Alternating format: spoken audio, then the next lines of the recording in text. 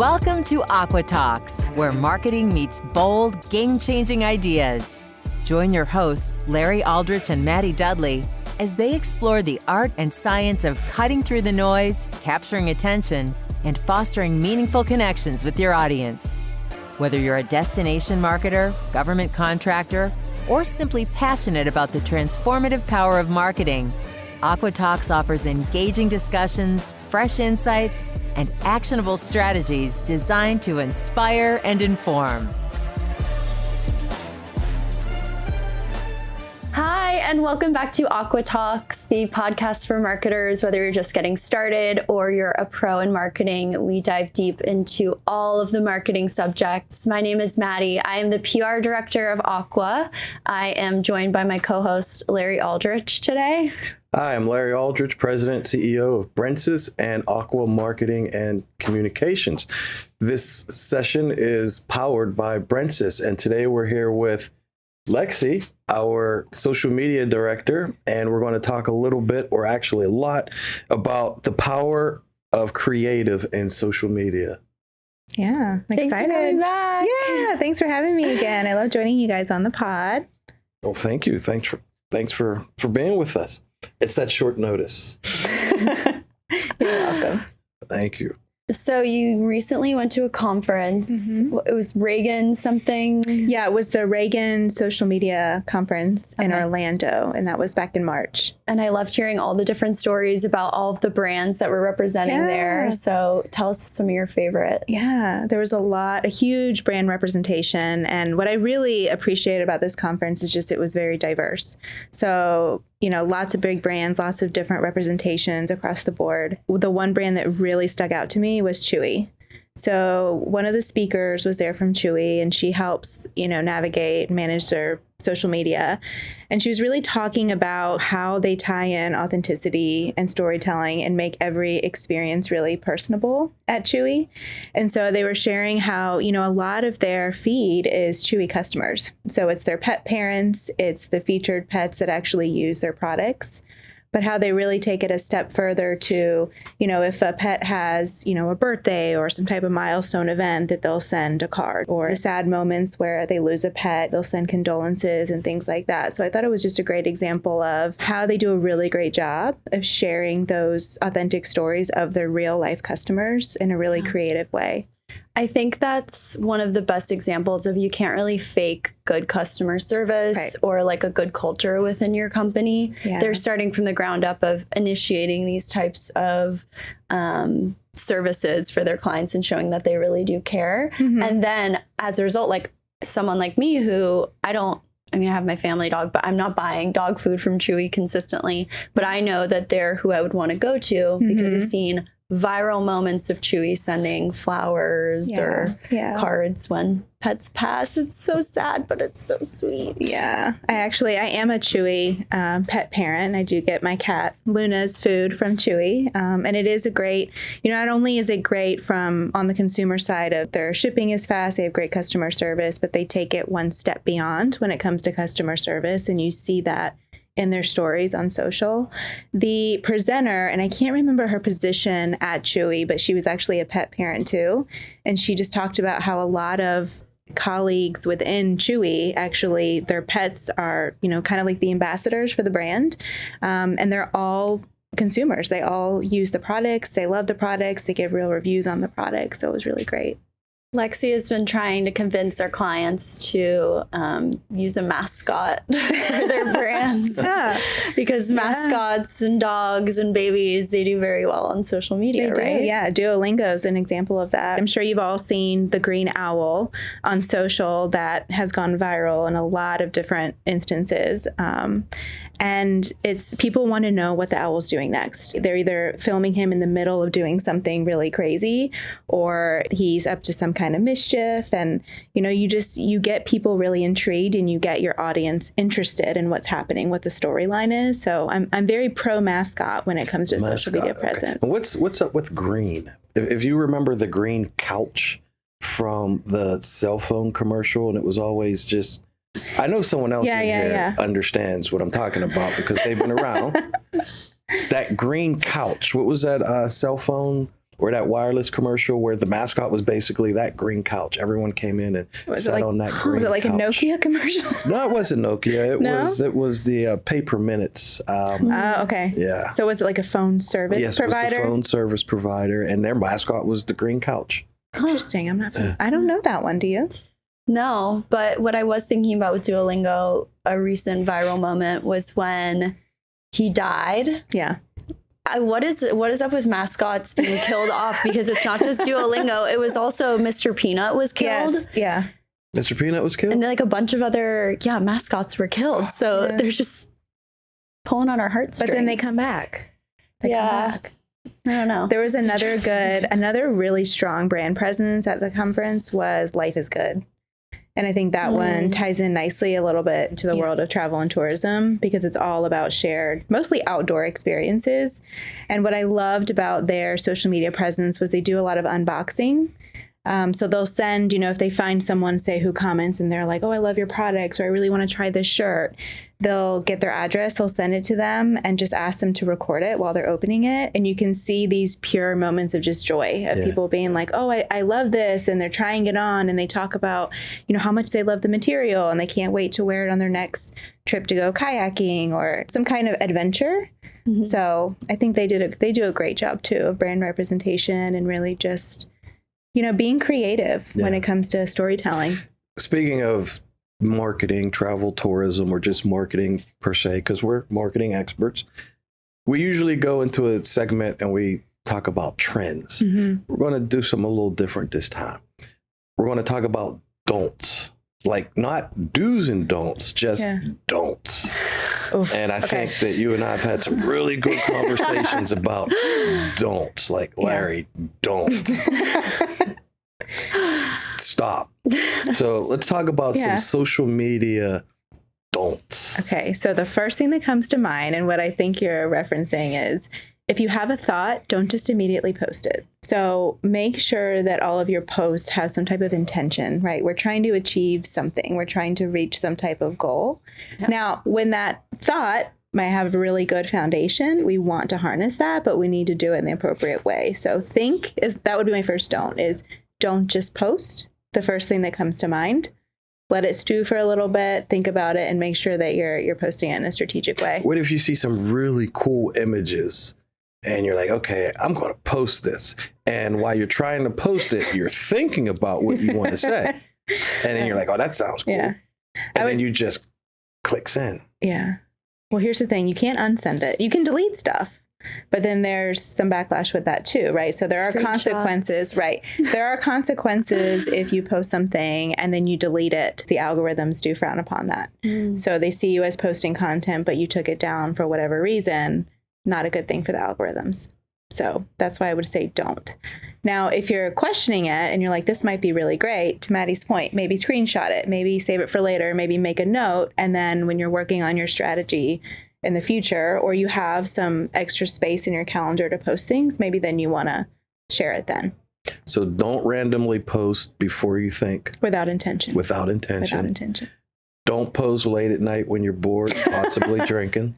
That's my number one rule for Larry. Okay. I don't drink that much, but there's some don'ts that I have some issues with. Yeah. Okay. That's very helpful. Thank you. You're welcome. So a big do in social media is that you need to really hyper focus on creative because they're mostly visual platforms. So to get into a little bit of why it's so important that creative is thought of, and you're not just like having AI generated everything when you're posting, and why the human element's important too. Yeah. So creativity essentially with social is the right creative stops the scroll, right? So when you get on a social platform, you're being bombarded with all of these things. If you find the right thing that catches your eye, you're going to stop. And that's the key for creativity, in my experience, is what is going to stop the scroll? What's going to make someone take a minute to pause and want to learn more and dive a little bit deeper into this?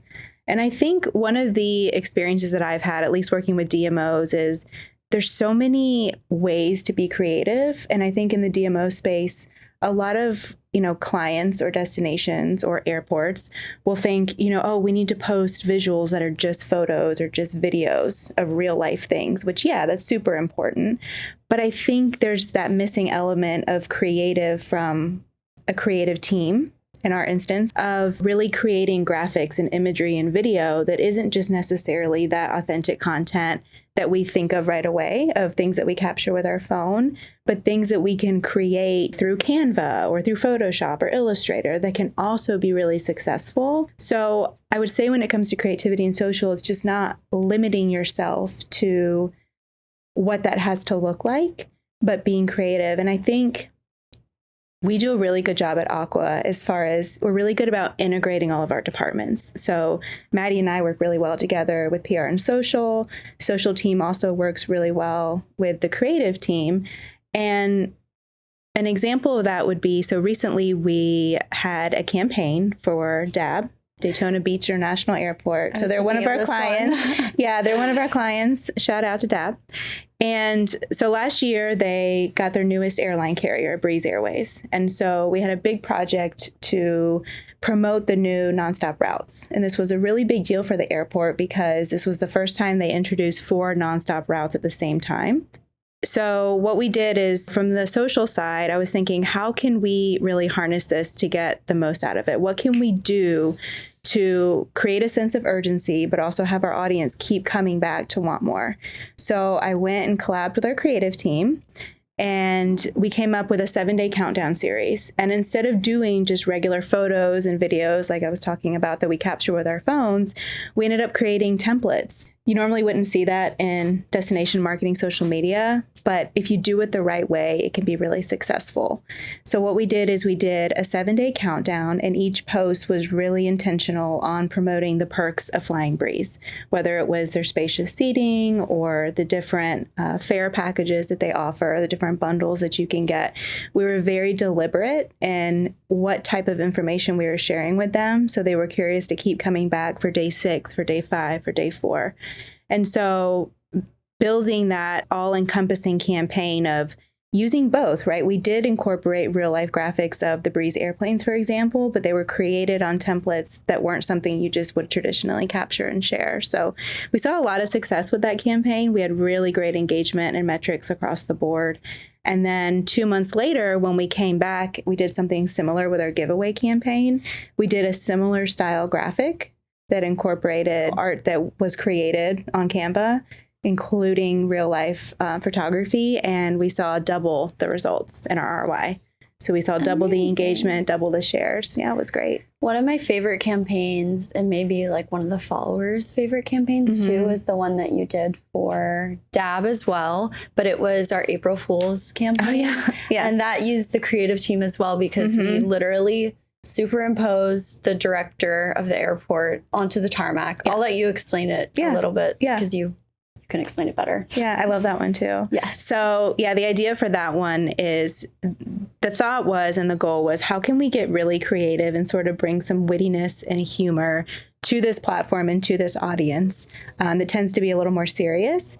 And so, yeah, we took the airport director and we placed her on the tarmac. We put her car right there, and we're like, hey, we have a new parking lot. Look how close it is to getting on the plane. And the humor in that was that DAB takes a lot of pride in, they're a smaller airport, they're stress-free, hassle-free experience. And so their parking is 5 minutes from the gate. I mean, you park your car and you're inside in less than 5 minutes. Yeah. So the humor in that was, we really can't get our parking any closer than it already is. And what I loved about that is it really just turned into this spiral of never-ending humor. People were commenting, oh, great, if I park here, can I also get a jet fuel scented air freshener for my car? And just all these really funny things that showed that they were playing into it and really appreciating it and getting on board with it. So yeah, I love that one too. You mentioned posting, and then there's posting with intent. So how does that factor into algorithms and building followers? So how the algorithms work is essentially it will reward content that does well in engagements. And you see this through the types of creative that's shared. So an example of this would be, we have another client who we took a little more aggressive approach on their social media strategy for a month, and we posted every day for them. And because we had really strong call to actions that drove action within our audience, and the call to actions were share this post, click on this link, comment on this, we saw a 400% increase in clicks alone just from this, because we had such a positive audience response to it. That's impressive. That's huge. So are there other ways to think about creative when it comes to social? I think there's a lot of ways to think about creative. So I think my favorite thing with creative and social is to really think outside of the box. It's not just the images that you're showing. It's not just the graphics. It's not just the videos.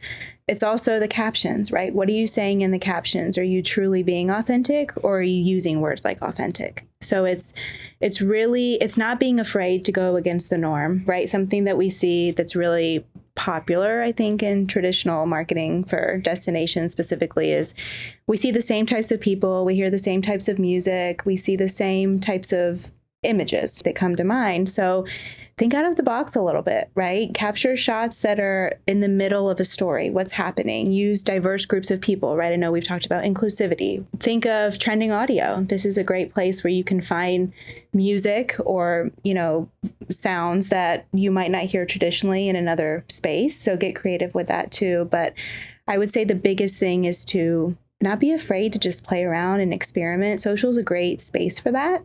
As long as you're being intentional, as long as you are sticking true to the foundational content and post and strategy that works for your brand, I say there's no boundaries when it comes to creativity. I say if you have an idea like Larry, maybe not post it right away, but maybe come back to it later and see if you can build off of that and what you can really do to enhance that and make it truly your own for your own brand. Yeah, I have been...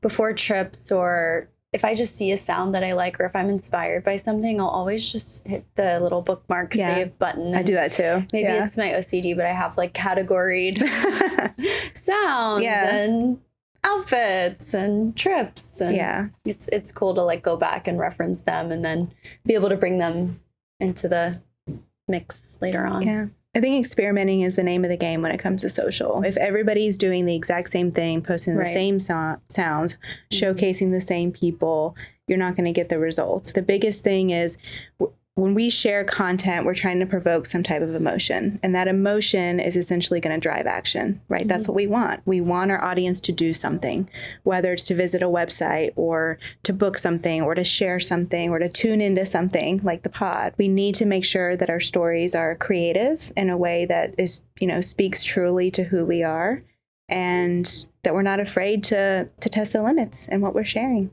So if you wanted to give a takeaway from this, what would be one point you'd like to give to everyone that wants to start or do or are doing a social media campaign for their brand? What would be one good takeaway? I would say a good takeaway would be to not be afraid to think outside of the box, not be afraid of your ideas. Some of the craziest ideas, I think, are some of the best ones.